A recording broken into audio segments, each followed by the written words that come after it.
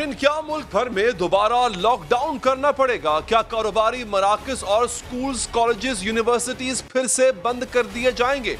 हुकूमत एक बार फिर कारोबार को महदूद करने का सोचने लगी। शादी हॉल्स में तकरीबात पर भी पाबंदी लगा दी जाएगी, क्योंकि पाकिस्तान में कम होने वाला कोरोना एक बार फिर सर उठा चुका है। पाकिस्तान में कोरोना वायरस के केसेस बढ़ते जा रहे हैं, जिसकी वजह से सख्त फैसलों का सोचा जा रहा है और इन मुमकिन फैसलों की मज़ाहमत भी सामने आने लगी है। किसी भी बड़े नुकसान से बचने के लिए एहतियात बहुत ज़्यादा ज़रूरी हो चुकी है। 24 घंटों के दौरान पाकिस्तान में कोरोना के 1700 से ज़ायद मुतासरीन सामने आए। इसी दौरानिये में वायरस से मुतासरा 21 अफराद अपनी जान से गए। जुलाई से लेकर नवंबर तक शरह अमवात बढ़ती जा रही हैं। मंगल को हुई ब्रीफिंग में national command and operation centre ने बताया कि 8 हफ्तों के दौरान कोरोना के 14,000 केसेस सामने आए हैं। 14 सितंबर तक फाल केसेस की तादाद 5,000 तक थी। 10 नवंबर तक ये 20,000 तक पहुंच चुकी है। हुकूमती अदाद-ओ-शुमार बता रहे हैं कि मुल्क में कोरोना से मुतासरा अफराद की मजमूई तादाद 3,48,184 तक पहुंच चुकी है और मुल्क भर में अब तक कोरोना से 7,021 अमवात रिपोर्ट हो चुकी हैं। वफाकी वजीर असद उमर के मुताबिक अक्टूबर के वक्त से अब तक पाकिस्तान में कोरोना मुतासरीन की तादाद में 3 गुना इजाफा देखने में आया, जिसकी वजह से अब हुकूमत फिर से सर जोड़ कर बैठ चुकी है। नाज़रीन, कोरोना का फैलाव रोकने के लिए इक़दामात पर भी गौर किया जा रहा है। बहुत सारा पाकिस्तान की मईशत पर भी असर हुआ। जिस तरह से काबू पाया गया, जिस तरह से कोविड के दौरान काबू पाने की वजह से इंडस्ट्रीज़ को खोला गया, जिस तरह से प्राइम मिनिस्टर साहब ने एक हमदर्दी और जज्बे के तहत इसकी तरफ देखा, टोटल लॉकडाउन नहीं बल्कि पार्शियल लॉकडाउन और स्मार्ट लॉकडाउन, उसमें बड़ी कामयाबी हुई। कोरोना का फैलाव रोकने के लिए मुख्तलिफ इक़दामात का सोचा जा रहा है। मुख्तलिफ तजावीज़ भी सामने आ रही हैं। National command and operation centre तालीमी इदारों में कोरोना के बढ़ते केसेस की तरफ भी इशारा कर रहा है। कराची, इस्लामाबाद समेत कई शहरों में कोरोना केसेस सामने आने पर तालीमी इदारे बंद किए गए। सिर्फ इस्लामाबाद में 28 स्कूल बंद किए गए। यूनिवर्सिटीज की क्लासेस और शोबा जात सील किए गए। अब तजवीज़ है कि तालीमी इदारों में सर्दियों की छुट्टियां जल्द दी जाएं और तवील दी जाएं। इस सिलसिले में 16 नवंबर को इजलास होगा, जिसमें वफाकी वजीर तालीम सूबाई वज़रा से मुशावरत करेंगे और मिलकर आइंदा का लाए अमल भी तय किया जाएगा। हालांकि इससे कबल NCOC के चेयरमैन असद उमर कह चुके हैं, तालीमी इदारे कोरोना के फैलाव का बायस नहीं बन रहे। इदारों को जल्दी बंद करने की तजवीज़ भी दी गई है। ये तजवीज़ भी है कि रेस्टोरेंट्स और खाने पीने के मकामात रात 10 बजे तक बंद कर दिए जाएं, जबकि शादी हॉल्स में तकरीबात को महदूद करने की तजवीज़ भी सामने आई है। हुकूमत पंजाब ये चाहती है कि शादी वालों को बंद ना किया जाए, बल्कि उनकी तादाद जो बैठने की कैपेसिटी है उसको 50% कर दिया जाए। नंबर 2, मास्क को वहाँ पर लाजमी करार दिया गया है, उसको इम्प्लीमेंटेशन करें। नंबर 3, वहाँ पर जो खाना तकसीम किया जाता है वो बर्तनों में नहीं किया जाएगा, बल्कि डिस्पोजेबल जो एक पैक होगा, एक बॉक्स होगा, उस बॉक्स के अंदर दे दिया जाए। तजवीज़ के मुताबिक 20 नवंबर से शादी हॉल्स के अंदर तकरीबात पर पाबंदी होगी। हॉल के बाहर तकरीब मुनक्किद करने की इजाज़त होगी, जिसमें ज़्यादा से ज़्यादा 500 अफराद शिरकत कर सकेंगे। इस तजवीज़ की मैरिज हॉल मालिकान की जानिब से सख्त मज़ाहमत सामने आ रही है। शादी हॉल मालिकान और केटरर्स एसोसिएशन का कहना है कि पहले ही लॉकडाउन की वजह से उनकी सनत को बहुत नुकसान पहुँचा है। वो जेल चले जाएंगे, लेकिन शादी हॉल्स बंद नहीं करेंगे। ऑल पाकिस्तान मैरिज एसोसिएशन इसको जस्तर करते हैं। हम इस फैसले को नहीं मानते और हम 15-20 नवंबर के बाद मैरिज हॉलों को, जो हमारी बुकिंग हो चुकी है पूरे पाकिस्तान में, वजीर आजम की कि हम लॉकडाउन नहीं करेंगे, उस फैसले को मानते हुए हम तमाम मैरिज खुले रखेंगे। मुमकिना लॉकडाउन से मुतालिक अवाम में भी तहफ़्फ़ुज़ात पाए जाते हैं। तलबा का कहना है कि उनकी पढ़ाई का पहले ही बहुत खर्च हो चुका। लोग ये भी कह रहे हैं कि SOPs पर अमल दरामद सख्ती से कराया जाए, लेकिन लॉकडाउन न किया। की सतह पर तैयार की गई तमाम तर तजावीज़ सूबों के वज़रा और मुतल्लिका महकमों को भी भेज दी गई हैं, जिस पर सूबे अपनी तजावीज़ भी पेश करेंगे। इन तजावीज़ पर हतमी फैसला कौमी राब्ता कमेटी और वफाकी काबीना की मंजूरी के बाद होगा। एक तरफ कोरोना के बढ़ते केसेस हैं नाज़रीन, दूसरी जानिब हुकूमती तजावीज़ पर मुतल्लिका हल्कों के तहफ़्फ़ुज़ात क्या होगा और क्या होना चाहिए, पूछेंगे वज़ीर आज़म के ख़ुसूसी बराए सेहत डॉक्टर फैसल सुल्तान से। डॉक्टर साहब शुक्रिया आपके वक्त का। सर इस वक्त एग्जैक्टली जो करंट सिचुएशन है कोरोना की ऑन ग्राउंड वो है क्या, और क्या ये मजीद बिगड़ सकता है जिस तरह से प्रोजेक्शन की जा रही है? अच्छी बात यह है कि ये एक टीम एफर्ट है जिसमें कि सैकड़ों नहीं बल्कि हजारों हमारे साथी शामिल रहे हैं इस चीज़ को सक्सेसफुल बनाने के लिए। तो अभी भी वो साथ शामिल हैं और हमारी कोशिश होगी जैसे आपने कहा कि इस पे काबू पाया जाए। अब इस वक्त जो सिचुएशन है आपने बड़ी अच्छी तरह डिस्क्राइब कर दी है, लेकिन दो चीज़ों के बारे में मैं आपको वजाहत या मैं समझता हूँ उस पर रोशनी डालनी ज़रूरी है या उसको हाईलाइट करना ज़रूरी है। उसमें एक ये है कि ये केसेस तो बढ़ रहे हैं, इसमें कोई शक नहीं, एक चीज़, और इनकी जो ट्रेजेक्ट्री है जिस अंदाज से ये बढ़ रहे हैं, हमें इस वक्त थोड़ा सा कुछ सीरियस फैसले करने का वक्त आ गया है। इसको बिल्कुल भी जिसे कहते हैं ना वॉलंटरी अडॉप्शन के भाई खुद से लोगों को कहें और वो मास्क पहन लें, वो डिसिप्लिन का मुजाहरा हमने सब ने कलेक्टिवली नहीं किया। तो मैं समझता हूँ कि वक्त आ गया कि कुछ सख्त इक़दाम किए जाएं जिनका आपने जिक्र किया है। आपने पूछा सवाल कि क्या ये जो सेकंड वेव है ये उतनी सख्त हो सकती है जितनी पहली थी। मैं समझता हूँ जी कि ये पॉसिबिलिटी बिल्कुल मौजूद है। ऐसा कोई हमारे पास डेटा या एविडेंस नहीं जो हमें ये तसल्ली दिला दे कि जी ये वेव जो है ये पिछली से किसी सूरत कम होगी। अब इसको कम करने का जो इन्हसार है वो बहुत सारा हम पे डिपेंड करता है, हम सब पे कलेक्टिवली बतौर एक नेशन। और अगर हम उसको अडॉप्ट करते हैं तो इंशाल्लाह ये वेव ब्लंट हो जाएगी, कम हो जाएगी और ख़त्म हो जाएगी। लेकिन इन्हसार हम पे है, हमारे डिसीजन मेकर्स पे है, हमारे इम्प्लीमेंटर्स पे है, हमारी आवाम पे है। तो डॉक्टर साहब अब आप क्या समझते हैं कि क्या लोग जो है वो इस तरह से पाबंदी कर पाएंगे दोबारा जैसे पहले की गई थी? क्योंकि हमने देखा ये कि लोग रिलैक्स हो गए हैं, जो इसकी सीरियसनेस जो इसकी संजीदगी थी उससे अब थोड़ा सा लोग दूर हो चुके हैं, उतना संजीदा ले नहीं रहे उसको। सर इक़दामात क्या किया जाएगा सर, मतलब ऐसे कौन से स्टेप्स उठाए जाएं कि दोबारा आवाम में वो कम से कम कोरोना का एक जो संजीदापन था वो वापस आ जाए? अच्छा, ऐसे है, आपको याद होगा कि शुरू में भी तकरीबन एक डिवाइडेड सा ओपिनियन था। कुछ लोग इसको बहुत संजीदगी से ले रहे थे, वो मगरबी जो अदाद शुमार थे उन पे वो कड़ी नज़र रखे हुए थे और वो जिसे कहते हैं ना लगातार कोशां थे कि सख्त से सख्त इक़दाम किए जाएं। उस वक्त भी माशरे का एक पूरा हिस्सा था जो इसको बहुत लाइट ले रहा था, या जिन्होंने कभी देखा सुना नहीं था वो समझ रहे थे कि ये तो एक कॉन्स्पिरेसी है।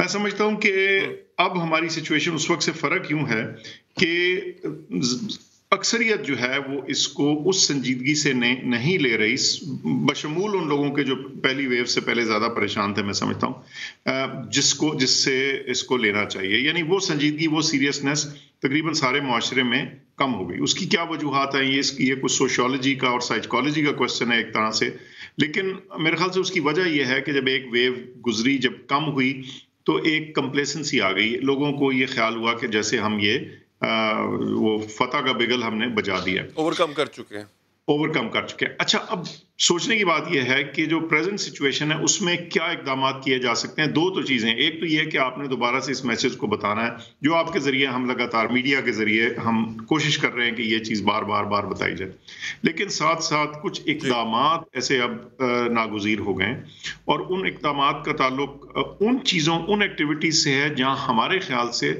सबसे ज़्यादा रिस्क आ रहा है। अच्छा देखें, एक तो ये है कि जनरल आज एक जरीदा है बड़ा फेमस, साइंस, बहुत ही टॉप एंड का जो रिसर्च वगैरह करते हैं वहाँ छपती है दुनिया भर से, तो बहुत ही रिस्पेक्टेड जर्नल, उसमें एक रिव्यू है जो ये बात कहता है कि चंद इवेंट्स जो हैं वो ज़्यादा खतरनाक साबित होते हैं बनिस्बत एक जनरल इंक्रीज इन मोबिलिटी के। अच्छा, इसका क्या मतलब है? इसका मतलब ये है कि हमारे माशरे में भी कुछ ऐसी चीज़ें हैं जो इस वबा को फैलाने में ज़्यादा मौसर साबित हो रही हैं, और मैं समझता हूँ कि जो भी अभी तक हमारे सामने एनेक्डोटल एविडेंस आ रही है, कुछ थोड़ी सी अदरवाइज भी, वो ये है कि ये जो शादी ब्याह के वाक़या के जो इवेंट्स हैं ये खुसूसन रिस्की हैं। उसकी वजह ये है कि आप ये देखिए कि किसी भी और एक वक्त हजारों शादियां, लाखों शादियां हो रही होती हैं एक हफ्ते के अंदर सारे मुल्क में, तो ہوتا کیا ہے کہ ایک ایونٹ ہے، اس پہ بہت سے لوگ ایسے جو کہ اپنے روزمرہ میں ایک دوسرے سے نہیں ملیں گے وہ اکٹھے ہو رہے ہیں، یعنی مختلف سوشل سرکل جو ہیں ایک جگہ آ کے ایک دوسرا چند کی لوگ، دلہا دلہن، دلہے کے والدین، دلہن کے والدین، ان کے بہن بھائی، چند جو جسے کہتے ہیں نا چیدہ چیدہ لوگوں سے ہر کوئی آ کے مل رہا ہے، تو وہ ایک جو مکسنگ اپ کی اپرچونٹی ہے وہ بہت شدید ہے. تو ہم سمجھتے ہیں اس لیے اس پہ آؤٹ ڈور تو ہم نے پہلے ہی کہہ دیا تھا، تھوڑا سا لوگوں کو مارجن دیا تھا، ظاہر ہے جن کے کچھ ارینجمنٹس ہوئے ہیں اس چیز کو بھی مد نظر رکھنا تھا، لیکن اس کو آؤٹ ڈور کیا تھا، اور آج جو آؤٹ ڈور کی لمٹ ہے اس کو بھی آپ کے سامنے کم کر دیا گیا ہے، اور میں سمجھتا ہوں کہ ایک یہ بہت اہم اقدام ہے. اس کے علاوہ کچھ اور چیزیں زیر غور ہیں اور وہ میرے خیال سے NCC کے سامنے رکھی جائیں گی. اسکولز کے حوالے سے کچھ فیصلہ ہو پایا ہے ڈاکٹر صاحب؟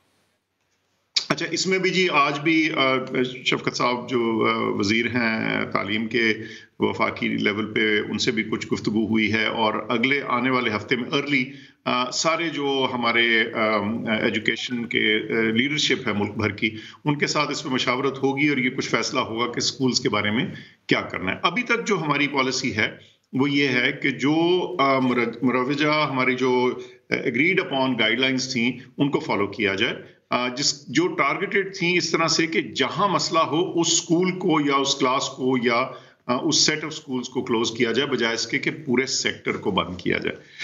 لیکن بہرحال اعداد و شمار کو ہم بہت غور سے دیکھ رہے ہیں، اور جو اسکولز سے ڈیٹا اور تعلیمی اداروں سے آ رہا ہے اس کا انالیسس کرنے کے بعد بھی میں سمجھتا ہوں کہ اگلے ہفتے کے بالکل شروع میں ایک میٹنگ ہوگی جس کے بعد شاید ہم اس پہ بھی کچھ غور کریں اور دیکھیں کہ کوئی فردر ریسٹرکشنز کرنے کی ضرورت ہے یا نہیں.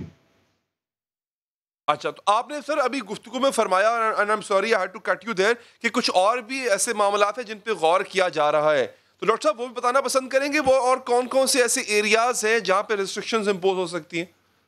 دیکھیے، جو لارج پبلک گیدرنگز ہیں، اس وقت ایک پولیٹیکل ایکٹیویٹی بھی چل رہی ہے، جو لارج پبلک گیدرنگز ہیں وہ بھی اپنی جگہ رسکی ہیں. اس میں وہ ان کی تعداد تو وہ نہیں ہوتی جو شادیوں کی ہے. ظاہر ہے شادیاں تو جیسے میں نے عرض کی کہ لاکھوں میں ہوتی ہیں ملک بھر میں، تو ٹوٹل نمبر آف جو ویڈنگز ہے، شادی کے ایونٹس ہیں، وہ تو زیادہ ہے، لیکن ایک جگہ پہ ظاہر ہے پولیٹیکل جو جلسے ہیں یا کوئی اور جلسہ ہو، جلوس ہو کسی بھی وجہ کا، تو اس کو بھی ہمیں اس کو ایویلویٹ کرنے کی ضرورت ہے. اس پہ بھی ہم نے مشاورت کی ہوئی ہے، کچھ تھوڑے سی اوپینینز اور ویوز اور جسے کہتے ہیں نا پوائنٹ آف ویو کا ہم اویٹ بھی کر رہے ہیں. تو یہ انشاءاللہ اگلے چند دنوں میں تھوڑا سا اس کو بھی دیکھنے کی ضرورت ہے کہ اس میں ریسٹرکشنز کیا اور کیسی ہونی چاہیے. ٹھیک ہے سر، ویکسین کے حوالے سے کتنی پروگریس ہو چکی ہوئی ہے؟ کیونکہ اب امریکہ کی طرف سے جو ہے وہ تو اعلان کر دیا گیا کہ ان کی جو ویکسین ہے وہ 90% کارگر ثابت ہو رہی ہے. کیا ہم نے بھی کسی ملک کو آرڈر کیا ہے؟ جن ملکوں نے ویکسین بنانے کا دعویٰ کیا خریدنے کے لیے، کیا ہم بھی کیو میں ہیں اس وقت؟ جی اچھا، ویکسین کے بارے میں ایک تو آپ کو بتا دوں کہ یہ کل بہت دھوم تھا اور چرچا تھا وہ ایک ویکسین کا.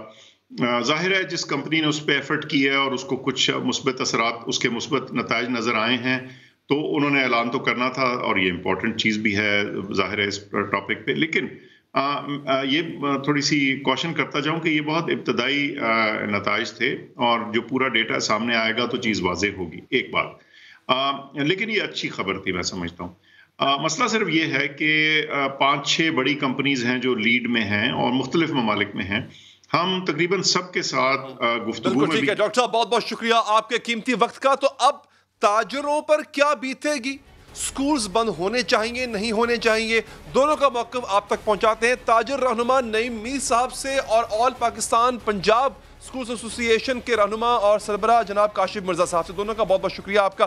اچھا نعیم میر صاحب، اب اگر صورتحال آؤٹ آف کنٹرول ہوتی ہے، آپ لوگوں نے پہلے بھی دکانیں بند رکھی، تجارت بند رکھی، کاروبار بند رکھا، بہت اچھی بات ہے، آپ نے ساتھ دیا، لیکن دوبارہ اگر ضرورت پڑتی ہے آپ لوگ کوآپریٹ کریں گے گورنمنٹ کے ساتھ؟ آپ نے خود ہی کہہ دیا کہ ہم نے کنٹریبیوٹ کیا، حکومت کے ساتھ تعاون کیا، اس کے بدلے میں ہمیں کیا ملا؟ کیا حکومت کو جو مالی امداد ملی انٹرنیشنل ایجنسیز سے، فائنینشیل انسٹیٹیوشن سے، کیا انہوں نے وہ مالی امداد جو ہے وہ اپنے بے کس، لاچار اور مجبور تاجروں میں تقسیم کی؟ کیا انہوں نے کوئی ایسا فارمولہ بنایا؟ آنا ٹگا انہوں نے ہمیں دیا نہیں، اور ہماری دکانیں اور کاروبار بند کر دی، ہمیں بے روزگار کر دیا. اور ہمیں سڑک پہ لا کے کھڑا کر دیا. اور آپ نے پھر کہا کہ جی ایک لہر آ رہی ہے کرونا کے حوالے سے اور نئی ایک مصیبت اور ایک آزمائش جو ہے وہ قوم پہ آ رہی ہے. تو میں یہ جاننا چاہتا ہوں جب پہلے آزمائش آئی تھی تو اب یہی شور ڈالا گیا کہ یہ آزمائش آ گئی ہے, تعاون کریں, یہ احتیاطی تدابیر, وہ احتیاطی تدابیر. کسی نے احتیاطی تدابیر کو اختیار نہیں کیا, کسی نے ریاست کے اس بیانیے کو, حکومت کے بیانیے کو مانا نہیں, اور کسی نے نہیں مانا کہ کرونا ہے. اور آج بھی صورتحال اس سے یکسر مختلف نہیں ہے. ہم سمجھتے ہیں کہ حکومت جو ہے وہ کرونا کا جو آلہ ہے یا کرونا کا جو انسٹرومنٹ ہے اس کو استعمال کر کے یہ ایک پولیٹیکل کھیل کھیل رہی ہے. حکومت کو اس وقت جو ہے وہ پی ڈی ایم کے جلسوں اور احتجاجوں کا سامنا ہے, اور اس احتجاج کو روکنے کے لیے انہوں نے کرونا کا جو پتہ ہے یہ کھیل دیا ہے. ہم جاننا چاہتے ہیں کہ ایک طرف تو انٹرنیشنل ادارے آپ کو کرونا کے حوالے سے جب آپ اقدامات کریں گے آپ کو پیسہ ملے گا, اور وہ پیسہ آپ ہی کو ملے گا, اس کا ایک آنا دھیلا ہمیں نہیں ملے گا.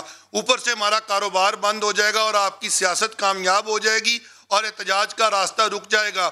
تو اس میں مجھے بتائیں کہ پاکستان کے تاجر کا کیا قصور ہے, پاکستان کے صنعت کار کا کیا قصور ہے, پاکستان کے دیہڑی دار کا کیا قصور ہے. یہ حکومت جو ہے یہ دیہڑی بازوں کی حکومت ہے, دیہڑی داروں کا نام لیتی ہے اور دیہڑی بازی کرتی ہے. ہم یہ نہیں ہونے دیں گے, ہم ان کے تمام فیصلے مسترد کرتے ہیں کیونکہ انہوں نے ہم سے کوئی مشاورت نہیں کی اور ہم کسی طرح بھی آن بورڈ نہیں ہیں. ہمیں بتائیں کہ ہم کاروبار بند کر دیں گے, اپنے گھروں میں بیٹھ جائیں گے, ہم کھائیں گے کہاں سے, ہم اپنے بجلی کے بل کیسے ادا کریں گے, بچوں کی فیسیں کیسے ادا کریں گے, ہم اپنا راشن کا خرچہ کہاں سے دیں گے. اور وہ مہنگائی جو آج آسمان پہ پہنچ گئی ہے اس حکومت کی نااہلی, ناکامی اور نکمے پن کی وجہ سے اس مہنگائی کا جو ہم شکار ہیں, ہم وہاں سے کیسے نکلیں گے. ایسا لگ رہا ہے, تاثر یہ مل رہا ہے آپ کی گفتگو سے کہ آپ کرونا کی سیکنڈ ویو کے ہی انکاری ہیں, کہ ایسا تو کچھ ہوا ہی نہیں ہے, یہ صرف جو ہے وہ اپوزیشن کے جلسوں اور دھرنوں کو ڈیفیوز کرنے کے لیے کیا جا رہا ہے. اچھا کاشف مرزا صاحب, یہ تاثرات ہیں ایک تاجر رہنما کے. اچھا بینگ اسکول ٹیچر کہہ لیں یا تدریس کے عمل سے آپ کا تعلق ہے, تو مرزا صاحب مجھے یہ بتائیے گا کہ اب جو بچے ہیں وہ بڑے ونریبل ہوتے ہیں, اور یہ بھی کہا جا رہا ہے کہ جو پبلک گیدرنگز ہیں وہ بھی بڑی اب اس پہ پرون ہے. تو پبلک گیدرنگ میں کہیں نہ کہیں اسکول بھی آتا ہے ڈیفینیٹلی. تو اگر اسکولوں پہ امپوزیشن ہوتی ہے دوبارہ سے, کیونکہ اگلے ہفتے کمیٹی بیٹھنے جا رہی ہے شفقت محمود صاحب کی سربراہی میں, وہ فیصلہ کرے گی, اگر فیصلہ ہو جاتا ہے تو پھر مجھے بتائیں پھر آپ کے لیے آپ کیا کریں گے, کیا رد عمل ہوگا, اور اگر بند ہوتے ہیں دوبارہ اسکول تو پھر آپ کیسے سروائیو کریں گے؟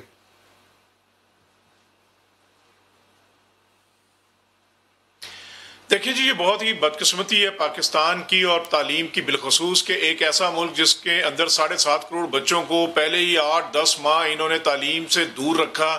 اس وقت تو ورلڈ بینک کی, یونیسیف, یونیسکو کی اور یو این او کی ایڈوائزریز آئی ہیں, اور ان کا یہ کہنا ہے کہ جتنا تعلیم کا نقصان ہوا ہے یہ کووڈ سے بہت بڑا نقصان ہے. اور یہاں بھی انہوں نے یہ کہا ہے کہ دوسری لہر کی صورت میں بھی پورے دنیا کے اندر اب دوبارہ تعلیمی ادارے نہیں بند ہونے چاہیے, ورنہ بہت بڑا نقصان ہوگا. اور یہی وجہ ہے کہ جبکہ یہ دوسری لہر پوری دنیا میں پھیلی ہے تو پھر کسی ایک ملک کے اندر بھی تعلیمی اداروں کو دوبارہ بند نہیں کیا گیا. اب یہاں پہ جو بات نعیم میر صاحب نے کی ہے اس میں بہت وزن ہے, اور یہ صرف نعیم میر صاحب کی بات نہیں, یہ پورا پاکستان. ابھی آپ کے میں دیکھ رہا تھا چینل کے اوپر ہی آپ نے ایک سروے کیا, عام انسان کی رائے یہ ہے. مجھے ایک بات بتائیں, یہ ریاست کیسی ریاست ہے کہ جب سیاسی اجتماعات ہو رہے ہیں اور وہ 50,000 لاکھ 2 لاکھ کی مجمع کو اکٹھا کر رہے ہیں, اس میں نہ کوئی ہمارا قائدین, چاہے وہ گورنمنٹ کے ہیں چاہے وہ اپوزیشن کے, کوئی ایس او پیز کا خیال نہیں رکھ رہے. وہاں ایس او پیز جو ہے نہ خیال رکھیں, کوئی پرواہ نہیں. وہاں پہ کرونا پھیلے, کوئی پرواہ نہیں. صرف اگر کرونا نے ہٹ کرنا ہے تو وہ پروفیشنز کے اندر کرنا ہے, وہ ہمارے پبلک کے روزگار کے اوپر کرنا ہے, وہ تعلیم کے اوپر کرنا ہے. وہ بچوں کو تو آپ نے دیکھا ہے, ہم نے ثابت کیا 15 اگست سے ہم نے تعلیمی ادارے کھولے, ایس او پیز کے مطابق کھولے, اور ثابت کیا کہ بچے سب سے زیادہ محفوظ ہیں تو تعلیمی اداروں میں محفوظ ہیں. اور ابھی کہیں نظر بھی آئے تو موسٹلی 90% وہ گورنمنٹ کے پبلک تعلیمی ادارے تھے جن کو ایس او پیز کی مد میں 50 ارب روپیہ درکار تھا, جو اس گورنمنٹ نے دیا نہیں انہیں. اور وہاں ایسے کیسز جو آپ کو نظر بھی آئے ہیں, تو وہاں بھی پھر بھی گورنمنٹ سے مطالبہ کریں گے کہ وہاں پہ جو 2.5 کروڑ بچہ ہمارا پڑھتا ہے جو کالجز, اسکول, یونیورسٹیز میں, ان کو بھی آپ دیں.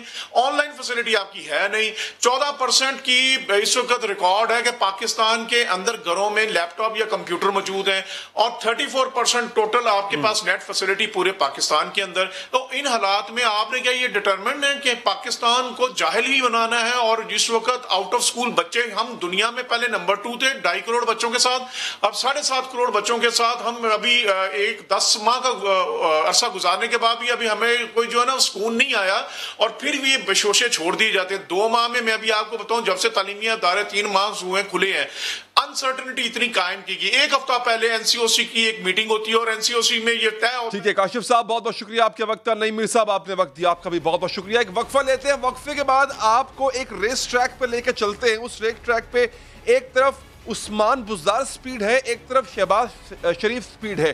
دونوں کی سپیڈز کا تقابلی جائزہ لیں گے اور بات کریں گے کہ صدر ٹرمپ نے اپنی صدارت کا عہدہ چھوڑنے سے انکار کیوں کر دیا. اگر ایسا ہوتا ہے تو پھر کیا ہوگا؟ وقفے کے بعد.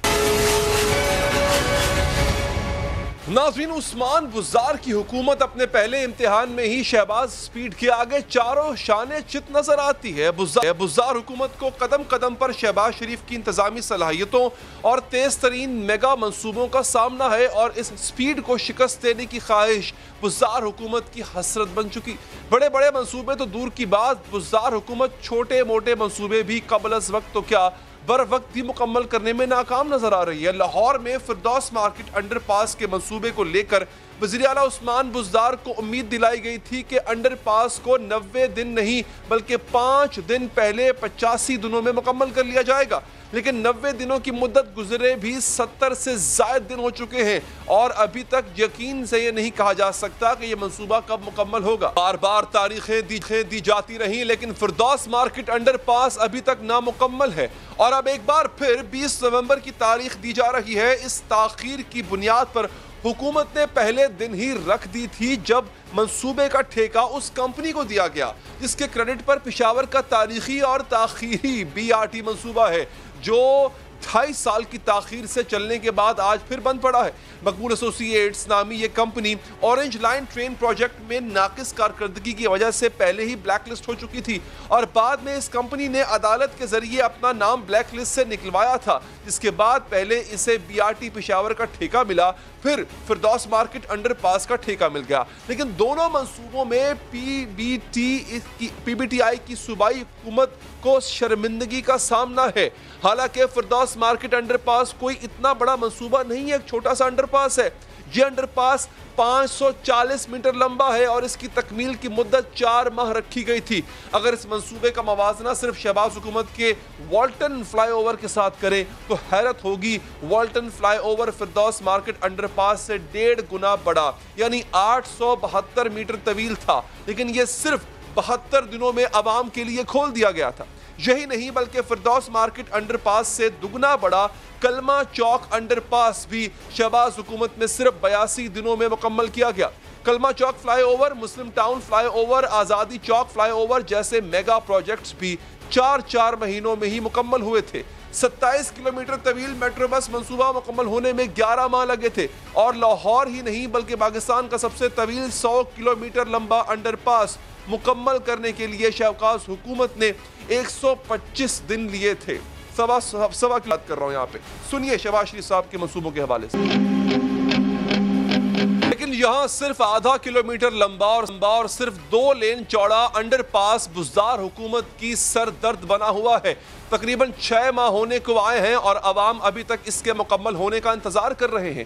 صرف فردوس مارکیٹ انڈر پاس ہی نہیں بلکہ باب لاہور نامی پروجیکٹ جس پر گزشتہ برس دسمبر میں کام شروع ہوا تھا اور 4 ماہ میں مکمل ہونا تھا, یہ منصوبہ بھی ابھی تک نامکمل ہے. بزدار حکومت کے پروجیکٹس میں تاخیر صرف لاہور کے منصوبوں تک ہی محدود نہیں ہے بلکہ پورے پنجاب میں ہی ترقیاتی کاموں کی لگ بھگ یہی صورتحال ہے. ترقیاتی منصوبوں پر کام کی صورتحال کا یہ عالم ہے کہ گزشتہ مالی سال میں پنجاب حکومت نے ترقیاتی منصوبوں کے لیے 350 ارب روپے کے جو فنڈز مختص کیے تھے وہ فنڈز بھی مکمل استعمال نہیں ہوئے تھے. فنڈز کی فراہمی میں تعطل کی وجہ سے پچھلے سال ملتان میں کوئی بھی ترقیاتی منصوبہ مکمل نہیں ہو سکا تھا. ملتان میں گزشتہ سال 468 مختلف سکیموں کے لیے 12 ارب 83 کروڑ روپے مختص کیے گئے تھے, لیکن सूबाई हुकूमत ने सिर्फ 9 अरब 85 करोड़ रुपए जारी किए थे, जिसकी वजह से मंसूबे खटाई में पड़ गए हैं। यही हाल इस्लामाबाद मेट्रो मंसूबे का भी है, जिसका पेशावर मोटरवे से न्यू इस्लामाबाद एयरपोर्ट तक का हिस्सा फंड्स की अदम दस्तियाबी ही की वजह से ताखीर का शिकार है। इस पर बात करने के लिए हमारे मौजूद हैं वज़ीर आला की मुशीर इत्तलात फिरदौस आशिक आवान साहबा। डॉक्टर साहबा, शुक्रिया आपके वक्त का। ये चंद मिसालें मैंने एक दी और में से अहम मिसाल ये फिरदौस अंडरपास है, फिरदौस मार्केट अंडरपास। डॉक्टर साहबा, अब मवाजना लोग करते हैं कि शहबाज शरीफ साहब के दौर में ऐसे मंसूबे कम वक्त में, मुकर्ररा मुद्दत से भी कम वक्त में बन जाया करते थे। आपके इस दौरे हुकूमत में ऐसे मंसूबे ताखीर का शिकार क्यों हैं? अली, सबसे पहली बात तो ये है कि जो आपका शहबाज शरीफ को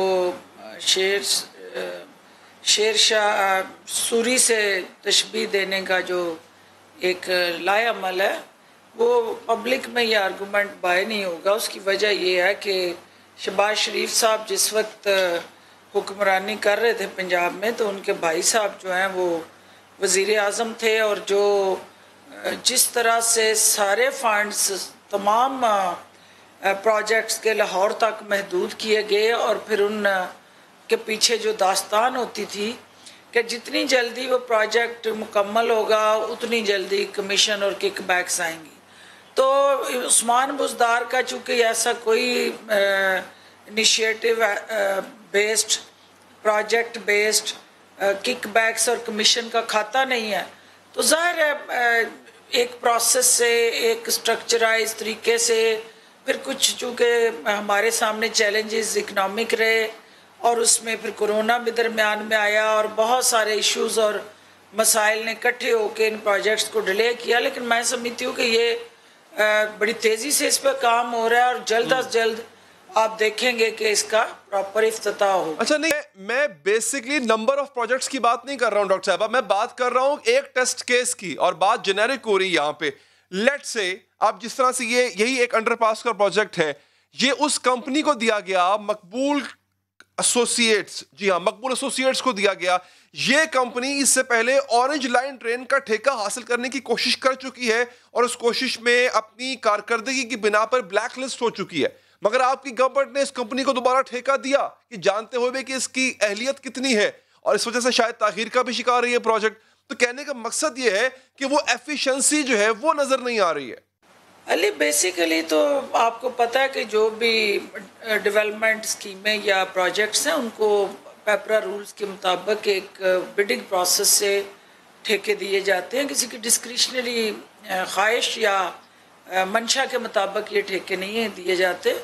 यकीनन लोएस्ट बिडर ही उसमें वो उस प्रोजेक्ट में वो ठेकेदार आगे आता है और उसको वर्क ऑर्डर मिलता है। इसके अंदर जो है वो जो कंपनी काम कर रही है उसकी एक TOR SOPs जो बने थे प्रोजेक्ट के, उनको बड़ी बारीक बिनी से देखा जा रहा है। पूरी एक टीम है, एक मैकेनिज़्म है और एक प्रोसेस है। तमाम प्रोसेस को, TORs को, SOPs को फॉलो करके ये ठेका अलाट हुआ है, और उसमें जो टाइमलाइन है, टाइमलाइन अभी उसकी ख़त्म नहीं हुई है। विद इन द टाइमलाइन वो काम हो रहा है।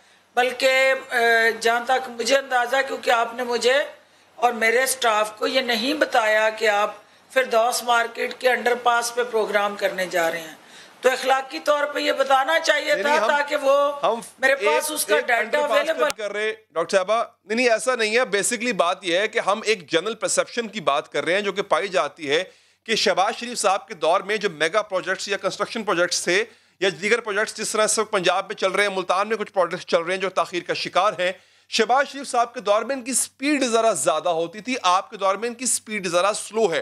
तो मैं चाह रहा हूँ कि इस परसेप्शन पर आपका मौक़िफ़ आए, और क्या ये भी एक वजह है कि आपकी तरफ से अगर आप काम कर भी रहे हैं तो बताया बहुत कम जाता है, कम्युनिकेट बहुत कम किया जाता है? बिल्कुल आप ठीक कह रहे हैं। ये एक वीकनेस रही है हमारी कम्युनिकेशन स्ट्रेटजी में कि हमने दोनों हाथों से काम किया लेकिन हमने ढोल नहीं थापा, और वो एक हाथ से काम करते थे, एक हाथ से ढोल बजाते थे, और लोगों को मुतासर करने के लिए हर तरह का ज़राए अबलाग के अंदर प्रोपेगेंडा करते थे। اور اپنا پوائنٹ آف ویو جو ہے وہ پراپرلی کمیونیکیٹ کرتے تھے. یہی وجہ ہے کہ جو performance of the government of Punjab ہے اسے ہم جو ہے اب عوام تک پہنچانے کے لیے میڈیا میں ان منسٹرز کو لا رہے ہیں اور وہ اپنا ریفارمز ایجنڈا, اپنی اچیومنٹس اور اپنی پرفارمنس میڈیا کے ذریعے عوام کے سامنے رکھنے جا رہے ہیں. دیکھیے کوئی بھی جماعت ہے, کوئی حکومت ہے, جب تک اس کے اپنی صفوں کے اندر ایک پرفارمنس بیسڈ اکاؤنٹیبلٹی میکانزم نہیں ہوگا, وہ عوام کے اندر جو ہے اس کا اعتماد جو ہے شامل حال نہیں ہوتا. تو مجھے یقین ہے کہ وزیر اعظم عمران خان کا یہ انیشیٹو جو ہے کہ ڈاکٹر صاحب مجھے یہ بتائیے گا کہ کیا آپ بھی میگا پروجیکٹس کی تعداد بڑھائیں گے؟ جیسے شہباز شریف صاحب کے دور میں ایسے پروجیکٹس تھے جو نظر آتے تھے کہ کام ہو رہا ہے, کیا آپ کے دور میں بھی میگا پروجیکٹس کی تعداد میں اضافہ ہوگا؟ علی بات یہ ہے کہ ایک ہے آپ کی مائکرو ڈیولپمنٹ, ایک ہے آپ کی میکرو. اور مائکرو جو ہے وہ نچلی گراس روٹ لیول کی سطح سے جڑی وہ تمام ترقیاتی اسکیمیں اور عوام کے بنیادی جو حقوق ہیں ان کا تحفظ ہے جو حکومت کرتی رہتی ہے. لیکن جو میکرو مینجمنٹ ہے, بڑے پروجیکٹس ہیں, آپٹکس ہیں ان کی, وہ ظاہر ہے آپ کو یا لون لینے ہیں یا آپ کو جیویز کرنے ہیں یا پھر آپ کا تیسرا آپشن ہے پبلک پرائیویٹ پارٹنرشپ.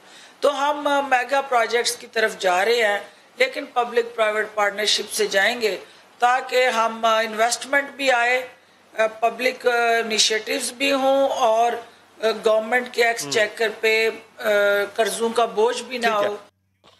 ٹھیک ہے ڈاکٹر صاحب, آپ بہت بہت شکریہ آپ کے وقت کا. آگے بڑھیں گے ناظرین. 6 ہفتے کی شدید گولہ باری اور خون ریزی کے بعد 2000 سے زائد ہلاکتوں اور بھاری مالی نقصان کے بعد آرمینیا اور آذربائیجان نے جنگ بندی کے معاہدے پر دستخط کر دیے اور آذربائیجان کے صدر الہام علیوف کے نے فتح کا اعلان کے ساتھ ہی آذری قوم سڑکوں پر نکل آئے, شہری سڑکوں پر نکل آئے اور علاقائی رقص کرتے رہے, پوری رات فتح کا جشن منا. اس موقع پر آذری عوام پاکستان سے بھی اپنی محبت کا اظہار کر رہے ہیں, مکانوں اور عمارتوں پر ترک اور سبز ہلالی پرچم لہرا رہے ہیں کیونکہ مشکل کی اس گھڑی میں پاکستان اور ترکی آذربائیجان کے ساتھ کھڑے رہے اور اسی پرخلوص حمایت نے آذری قوم کے دل جیت لیے ہیں. پاکستان میں آذربائیجان کے سفیر نے تو یہاں تک کہہ دیا ہے کہ آذربائیجان کا پرچم پاکستان اور ترکی کے پرچموں کے بنا ادھورا ہے. جنگ بندی کے معاہدے کے مطابق آذربائیجان نے جو علاقے آرمینیا کے قبضے سے چھڑائے ہیں اب وہ بدستور آذربائیجان کے پاس ہی رہیں گے اور آرمینیا فوج دیگر علاقوں سے بھی پیچھے ہٹ جائے گی. معاہدے کے تحت آرمینیا کو کاراباخ سے ملنے والی راہداری پر اب روسی فوج کے امن دستے 5 سال تک تعینات رہیں گے تاکہ دونوں ملکوں میں امن قائم رکھا جا سکے اور تقریباً 2000 روسی فوجی اور ٹینکس اس علاقے میں داخل بھی ہو چکے. دوسری جانب آرمینیا کے وزیر اعظم اپنی شکست پر افسردگی ظاہر کر رہے ہیں. امن معاہدے کی تصدیق کرتے ہوئے انہوں نے کہا کہ ہمیں فتح نہیں ملی لیکن یہ سمجھوتا شکست نہیں, اس سے امن کے قیام میں مدد ملے گی. آرمینیائی وزیر اعظم کے اس اعلان اور آذربائیجان سے شکست پر پورے آرمینیا میں شدید غم و غصہ کا اظہار کیا جا رہا ہے. دارالحکومت میں مشتعل مظاہرین احتجاج کرتے ہوئے پارلیمنٹ معاہدے پر پاکستان کی جانب سے بھی رد عمل سامنے آیا ہے. ترجمان دفتر خارجہ نے آذربائیجان اور آرمینیا کے درمیان ہونے والے امن معاہدے کا خیر مقدم کرتے ہوئے کہا ہے کہ پاکستان نے ہمیشہ نکورگو کاراباخ کے تنازع پر سلامتی کونسل کی قرارداد کی حمایت کی ہے. مقبوضہ علاقے آزاد کرانے پر آذربائیجان کے عوام اور حکومت کو مبارکباد دیتے. آرمینیا اور آذربائیجان کے درمیان حالیہ جنگ 27 ستمبر کو شروع ہوئی تھی جس میں فریقین کو بھاری جانی نقصان اٹھانا پڑا. ہزاروں ہلاکتیں ہوئیں. مارے جانے والوں میں فوجیوں کے علاوہ سویلین افراد بھی شامل ہیں.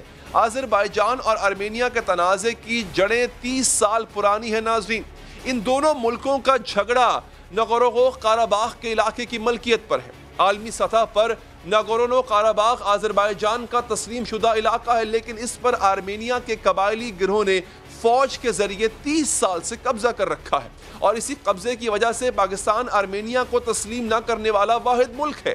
آرمینیا اور آذربائیجان مشرقی یورپ کے خطے कफकाज के मुल्क हैं। इन ममालिक की सरहदें मगरब में तुर्की, जुनूब में ईरान और शिमाल में जॉर्जिया से मिलती हैं, जबकि रूस की सरहद शिमाल में आज़रबाईजान से मिलती है। ये दोनों मुल्क 1991 में सोवियत यूनियन से अलग हुए थे और यहीं से ही इनके दरमियान झगड़े की इब्तिदा हुई, जिसके बाद इस इलाके की मलकियत के मामले पर दोनों मुल्कों के ताल्लुकात खराब ही रहे। लेकिन शायद इस अमन मुआहदे के बाद इस तनाज़े के मुकम्मल पर खत्म होने के आसार नजर आ रहे हैं। एक वक्फा लेंगे, वक्फे के बाद गुफ्तगू को आगे बढ़ाएंगे।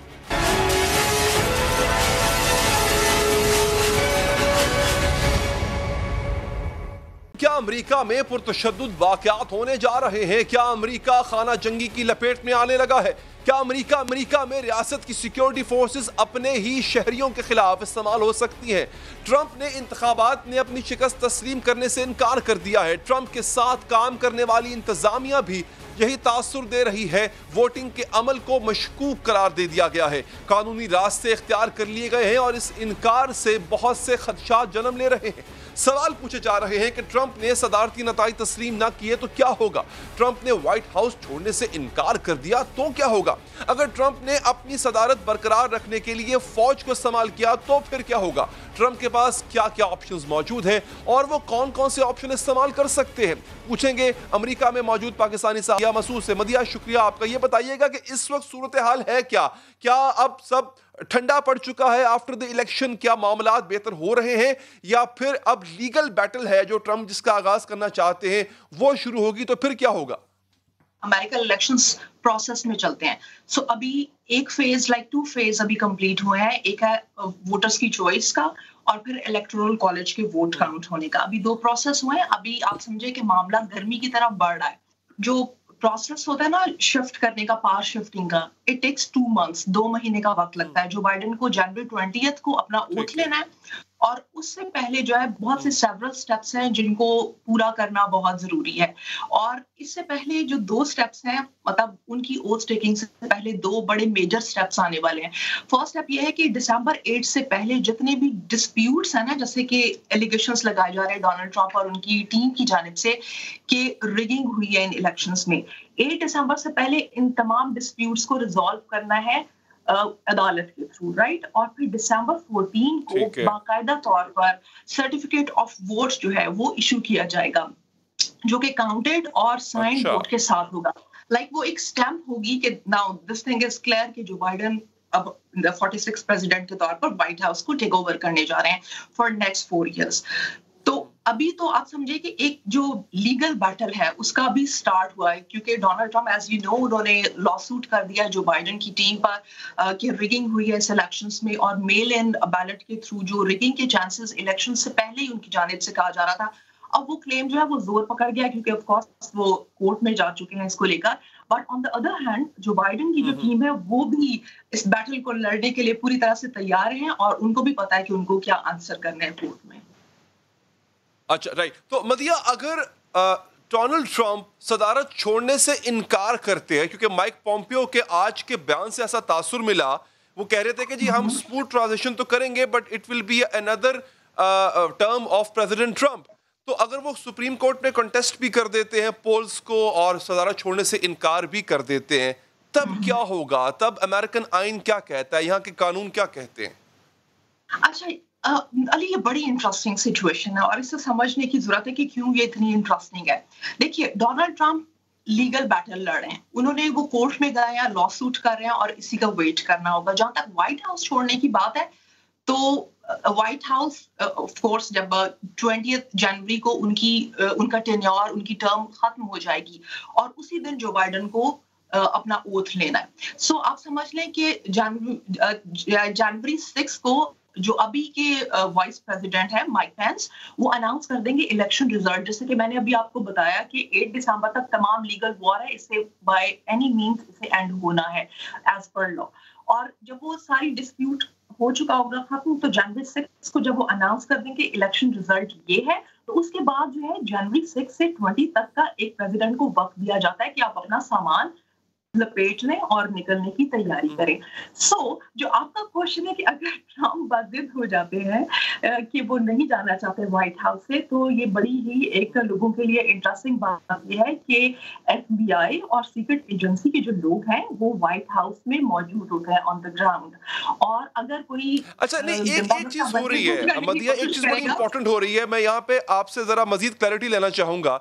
एक तो ये हो रहा है जो स्टेट डिपार्टमेंट है वो बाइडेन की टीम को ब्रीफिंग नहीं दे रहा, ट्रम्प का जो स्टेट डिपार्टमेंट है, एजेंसीज को कहा गया है कि आप ट्रम्प के जारी किए बजट पर काम करें। एक बात, दूसरी बात ये है कि आपने खुद कहा कि डिस्प्यूट्स जब तक रिजॉल्व नहीं होते तब तक इलेक्शन रिजल्ट अनाउंस नहीं किया जा सकता। तो अगर ट्रम्प डिस्प्यूट में चले जाते हैं, कोर्ट में चले जाते हैं, तो क्या ये जरूरी है कि 5 जनवरी से पहले कोर्ट फैसला सुना दे कि आया धांधली हुई या नहीं हुई, डिस्प्यूट को रिजॉल्व कर दे? क्या ये मैंडेटरी होगा या ये मामला आगे भी जा सकता है?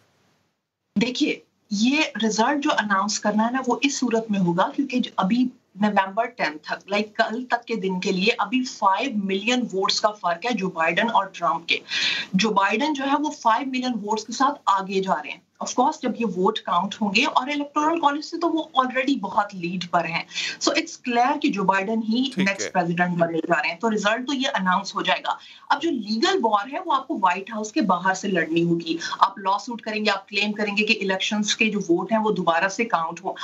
यहाँ पर कुछ हल्के, क्योंकि काफी लोगों से मेरी बात हो रही है, यहाँ पर कुछ हल्के ये भी तसव्वुर करें, ऑफ कोर्स जो रिपब्लिकन्स हैं वो ये बात करें कि पेंसिल्वेनिया स्टेट जो पहले प्रेडिक्ट किया जा रहा था कि पेंसिल्वेनिया स्टेट जिसके पास जाएगी डेफिनेटली वही नेक्स्ट प्रेसिडेंट बनेगा। अब जो मेल इन बैलेट के वोट्स हैं उनका पलड़ा जो बाइडेन की तरफ भारी हुआ तो जो बाइडेन जो है वो प्रेसिडेंट बन गए। अब ट्रम्प का मानना यही है कि मेल इन बैलेट के थ्रू रिगिंग हुई है, क्योंकि जब इन पर्सन कोई वोट कास्ट करने जाता है तो उसकी सोशल सिक्योरिटी नंबर चेक किया जा रहा है, उसकी आइडेंटिटी को चेक करने के बाद उससे इजाजत दी जा रही है कि वो वोट कास्ट करे। लेकिन इन पर्सन का अलग प्रोसेस है। जब मेल इन बैलेट के through you just had to fill the form और आपने भेज दिया, उसमें आपने ना इन पर्सन बताया ना अपनी आइडेंटिटी शो की कि आप कौन है। कोई मरा हुआ इंसान भी अपना सोशल सिक्योरिटी नंबर कोई भी उसके बिहाफ पे फिल करके वो मेल एंड बैलेट का वोट काउंट हो सकता है। सो ये रिपब्लिकन्स का स्टैंस है, लेकिन ये legal war of course white house के बाहर अब लड़नी पड़ेगी। ठीक है मदिया, आपका बहुत बहुत शुक्रिया। नाज़रीन, माइक पॉम्पियो जो कि वजीर खारजा है, एग्जैक्टली उन्होंने क्या जुमले अदा किए थे जिसके बाद ये पूरी कंट्रोवर्सी उठी, एक दफा फिर ये सुनिएगा, फिर बाद में आपको मैं प्रेसिडेंट इलेक्ट जो बाइडेन का इस पर रद्द-ए-अमल दिखाऊंगा। पहले ये देखिए, यानी स्मूथ ट्रांजिशन होगी इक्तदार की, मगर वो बाइडेन की तरफ नहीं जाएगी, वो प्रेसिडेंट ट्रम्प दोबारा ही वापस अपने ओवल ऑफिस में बैठ के जो ट्रांजिशन होगी वो उनके पास जाएगी। और आपको यहाँ पे एक मजे की बात बताता हूँ, इंटरेस्टिंग बात यह है कि अभी तक स्टेट डिपार्टमेंट ने किसी भी तरह की ब्रीफिंग देना नहीं शुरू की है जो बाइडेन की टीम को, और बाकी एजेंसीज को भी कहा गया है कि जो ट्रम्प की तरफ से उनको फंड्स जारी किए गए थे वो उन्हीं को जारी रखें, वो नए फंड्स का इंतजार ना करें, क्योंकि अगली दफा भी ट्रम्प ही आएंगे। इतने कॉन्फिडेंट नजर आ रही है सदर ट्रम्प की टीम। लेकिन इस पर जो बाइडेन का क्या मौक़िफ़ है वो भी सुनिए। इसके साथ ही प्रोग्राम का वक्त यहाँ पर खत्म हुआ चाहता है। दीजिए इजाजत, अल्लाह ने के बाद।